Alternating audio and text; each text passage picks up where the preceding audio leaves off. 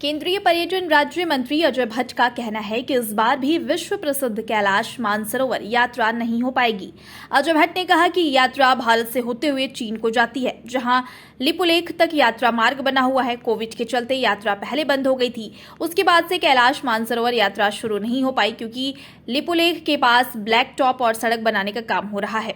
लेकिन बीआरओ द्वारा बनाई जा रही सड़क को बनाने में कुछ दिक्कतें आ रही हैं। फिलहाल कुमाऊं मंडल विकास निगम की ओर से आदि कैलाश यात्रा कराई जा रही है और 9वां दल यात्रा को गया हुआ है। अजय भट्ट ने बताया कि यात्रियों के आवागमन के चलते सही तरीके से सड़क नहीं बन पा रही है। फिलहाल बीआरओ के अधिकारी और यात्रा का संचालन करने वाली संस्था के बीच आपसी बातचीत के बाद सड़क निर्माण का कार्य सितंबर तक पूरा कर लिया जाएगा और यह उम्मीद जताई जा रही है कि अगले साल से कैलाश मानसरोवर यात्रा भी शुरू हो जाएगी। कोविड की वजह से ऐसी यात्राएं सभी रोकी हुई थी, अब धीरे धीरे सब जगह की खुल रही हैं और मैं समझता हूं कि दो कंट्रीज के बीच की बात है। हमारे यहाँ से चाइना के अंदर प्रवेश करती हैं, लिपू लेक तक अभी रोड खुली हुई है।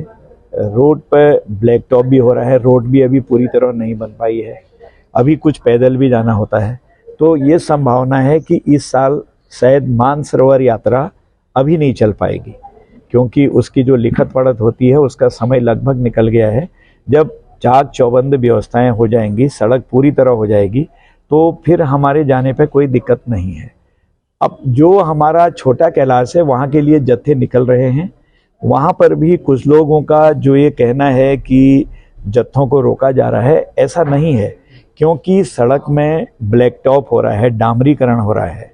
तो रात को हम काम नहीं कर सकते हैं, कुछ जगहों पर तो रात को भी काम कर सकते हैं। दिन में काम चल रहा है तो दिन में भी शेड्यूल बनाकर बीआरओ जैसे काम कर रहा है। तो जैसे ही डामरीकरण करा उसके ऊपर वाहन जाएंगे तो वो फिर खराब हो जाएगा। इसलिए एक शेड्यूल बनाया जा रहा है कि दोनों का कोऑपरेशन हो, आपस में सहयोग हो, जत्थे का भी और जो निर्माण एजेंसी है वो भी, कि इस समय पर हम इनको निकाल देंगे, इसी समय पर निर्धारित करके आर पार कर देंगे।